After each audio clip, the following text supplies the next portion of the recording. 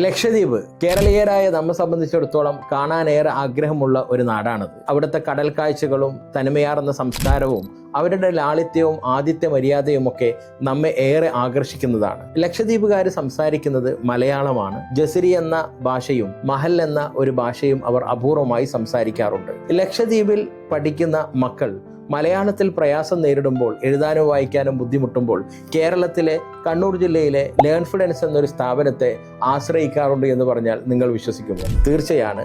ഒട്ടനവധി ലക്ഷദ്വീപിലെ കുട്ടികളുടെ പഠന പിന്നോക്കാവസ്ഥ ഓൺലൈനിലൂടെ ലേൺഫിഡൻസ് പരിഹരിച്ചിട്ടുണ്ട്. നിങ്ങൾ ഈ ഒരു ഫീഡ്ബാക്ക് കേട്ടു നോക്കൂ. ലക്ഷദ്വീപിലെ ഒരു കുട്ടിയുടെ ഉമ്മയുടെ ഫീഡ്ബാക്ക് ആണിത്. ഞാൻ സാജിദ സെറിൻ അൻവറിന്റെ പാരന്റ് ആണ്. ഞങ്ങൾ ലക്ഷദ്വീപിൽ നിന്നാണ്. ലേൺഫിഡൻസിൽ ജോയിൻ ചെയ്തതിനു ശേഷം മോനിക്ക് നല്ല മാറ്റമുണ്ട്.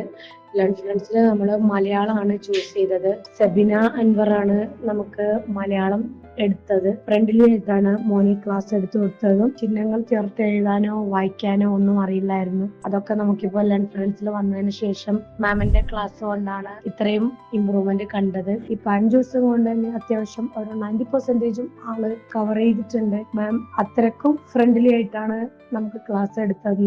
ഇങ്ങോട്ട് ചോദിക്കും നമ്മുടെ അടുത്ത് ഏത് ടൈമിലാണ് നമുക്ക് പറ്റുന്നത്, ഈ ടൈമിൽ പറ്റുമോ എന്ന് ചോദിച്ചിട്ടാണ് മാം ക്ലാസ് ഒക്കെ ഇത്രയും കവർ ചെയ്തത്. അതുകൊണ്ട് നല്ല രീതിയിൽ തന്നെ ക്ലാസ് മുന്നോട്ട് പോയി.